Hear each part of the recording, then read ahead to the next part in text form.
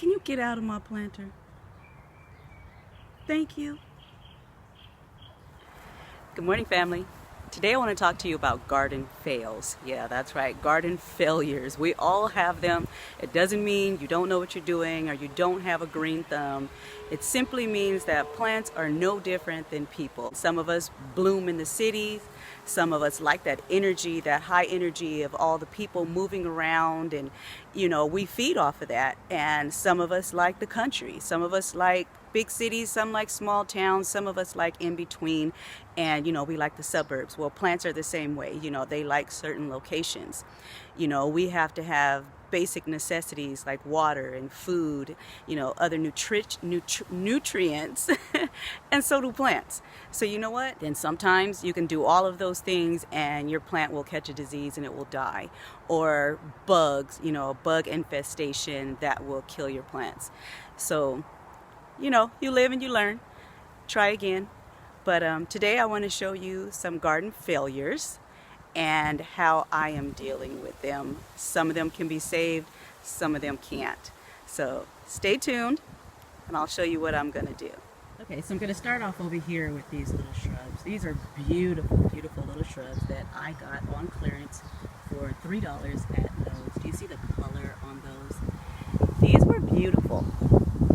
And I had them sitting in full sun, still in their pots, and they were drying out so quickly. Don't get me wrong, the foliage wasn't drying out, just the soil. So I was having to water them a couple of times a day. And I couldn't figure out why they were drying out so much, but they were still just beautiful and so colorful. And then I read the tag, and the tag said that they needed partial shade. So I planted them over here, and almost instantly the foliage started to die on them.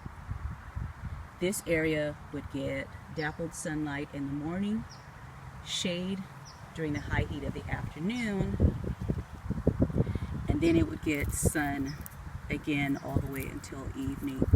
And they don't like it over here. So I am going to move them to a sunnier location. I do have an issue with trees in my neighbors' yards, so I can't control that. So what I'm going to have to do is just move them to a location that I can control.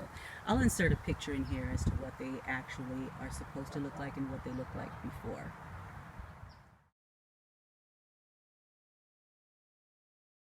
Okay, so as you can see, I did dig up these and I am putting them in just large nursery pots. I cut this one down. I might cut it down a little bit more, but I'm trying to get off all the dried foliage and see if I can get it to come back. This one has a little bit more of its natural color in there, so hopefully I don't have to prune this one back too hard. Okay, so I did pot both of these up. I haven't trimmed this one back yet. I don't think it needs too much pruning. I mean, I can get some of that dead stuff off. But instead of planting them, I'm going to sit them over here and see if I like them in this location and see how they are actually doing. I'm going to see if they actually start to thrive over here. If not, I don't have to dig them up again. I can just move them because they're in pots. It just makes it a little simpler. Next I have this Cape Plumbago, which I just really love, but you know what? It really needs full sunlight, and I don't care how many times I cut this tree down to the nub. I mean, within a week it's back looking like this. So I'm going to have to cut it again, try to get some sunlight in there. Although I'll still be having problems with the trees, I will not be moving the Cape Plumbago. And the reason being is that when winter hits, all of these trees are bare. Every last one of them drops their leaves. So in the winter time, the Cape Plumbago gets a lot of sunlight. So when summer hits and we get these 100 and something degree temps, I won't get as many flowers as I'd like, but it will shield the plant and keep it from burning. Over here, I have my Mexican bird of paradise, also known as the pride of Barbados. that's another fail. I don't know what is going on with that one. I actually have two. I have a smaller one over here, and I mean, this one has never done anything for me. It gets its leaves and everything and stuff on it, but it has never actually bloomed. This one over here has bloomed. I mean, they need sunlight and the soil drainage is correct. I fertilize it. I don't know what is going on with them.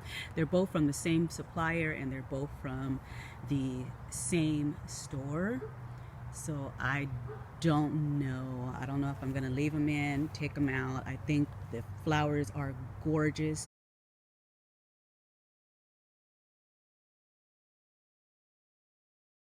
I see them on the side of the freeways and everywhere else I go, and I mean, they're beautiful, but they just won't work here for me. I also have strange things, like right now it is June 5th and my chrysanthemums are spreading and blooming. So I don't know, you can never tell in a garden. Over here I have this little bird of paradise, which was actually part of this one over here. They were both in the same container. They were on clearance at Lowe's. I bought those along with all of this agapanthus last year. I separated all the agapanthus, made several plants from one bucket, and I removed this little sprout from the other bird of paradise, and I haven't been able to get it to do more than this. It gets this far, and then the leaves just kind of burn up, dry out, whatever, and fall off, and then it sprouts new leaves just like this, and then it does the same thing again. I don't know why, and I don't know.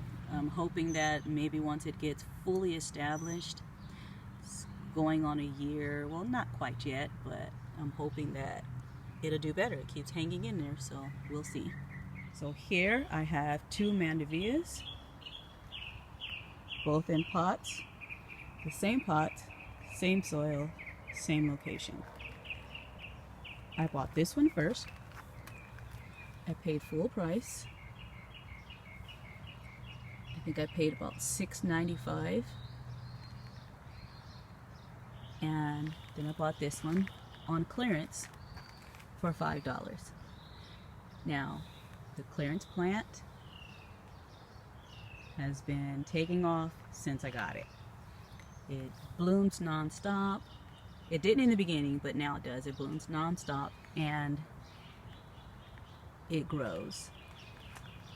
This one blooms constantly, but it has very minimum growth on it. I don't know why. Like I said, I fertilize them the same. They have the same soil, same pot, same watering schedule, but this one just isn't taking off like this one.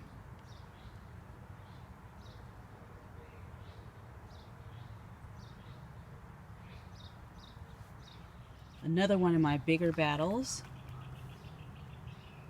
is animals. We get squirrels, skunks, raccoons, and possums. So every day when I come out here, I never know what I'm going to find. I mean, these things dig all through my garden. So yesterday I came out and found my plumeria had been snapped off here at the root.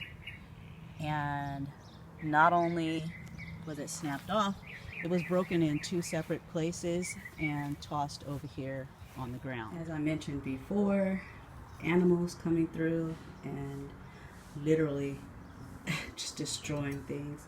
So I don't know what it was. It was most likely a raccoon or a possum, but it ripped this in half. Not only did it rip it in half, it actually tossed it a few feet away, or drug it, one or the other. This was a gift.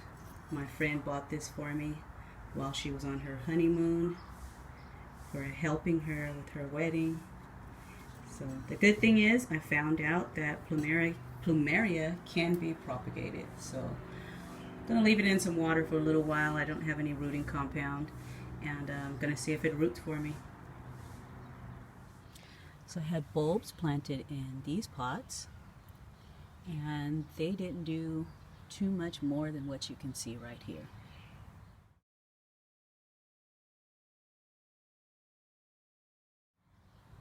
The bulbs I had in the other pots, same soil, same bulbs. They all bloomed. They were beautiful. They filled the pots, but not these. So I'm actually going to take these out of here, and I think I'm going to fill it with succulents, and just maybe I'll try to store the bulbs to see if they'll do something different next year. Hopefully, we'll see. So this little guy here, this is what I would call a garden success story. I purchased this for about $1.50, I think, at Lowe's. It is actually Texas sage. It was kind of twiggy like this when I got it. It had a few more leaves and stuff on it. And I planted it back there in that corner where I did the other shrubs, because at the time that I planted it, it was getting a lot of sunlight. Well, once all these trees came back in, this little guy literally just started dying. It went down to just these little twigs that you see. I dug this up and put this in this pot about 4 days ago. And I don't know, there you go. I think you can see all of these little buds all over this. Just from taking it out of that shaded spot and putting it in full sunlight that it loves, it is now pushing out buds. And I mean, we have been in the high 90s, low 100s all week. And today we come outside and it looks like it's raining. It's actually sprinkling on me now. But look at that, because it loves the sunlight and it loves this high heat. It is just starting to bloom again. Even here, I had a few bulbs down in here. I think I put about 8 or 9 bulbs in here, and this is the only one to come up. This gardenia here has never flowered for me. I won it at a garden opening. So it gets me a little green here and there. Bugs keep eating on it. But it's hanging in there, but it hasn't bloomed yet. The fail is this basket that I hung back here on the gate. I had some clippings from my donkey tail sedum in here and some clippings from my jade plant, and I came out one day and squirrels were literally just tumbling around in here.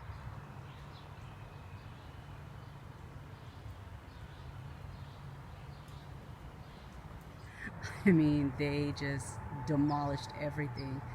So now I have a cover over it, and I'm just gonna have to replant. But you know what? For every garden fail, there's a garden success. So I've got potatoes growing and multiple vegetables over here. Flowers, especially my clearance plants. I just take them, give them a little love and care, and they bloom for me. It's one thing I like about clearance plants, is you know what, when you get them, they're already in distress. They've already got issues, and you know, you don't put too much in, you don't put too much hope in them, even though you know some of them will survive, some of them won't. But clearance plants only cost you a couple of bucks, and you can have an amazing garden simply off of clearance plants. So just know you'll get some garden fails, but you'll have some garden successes too. And trust me, it is all worth it. So if you like what you saw today, don't forget to hit the subscribe button. Hit that little bell so you'll get notifications. And as always, thank you for watching. Have a blessed one, guys.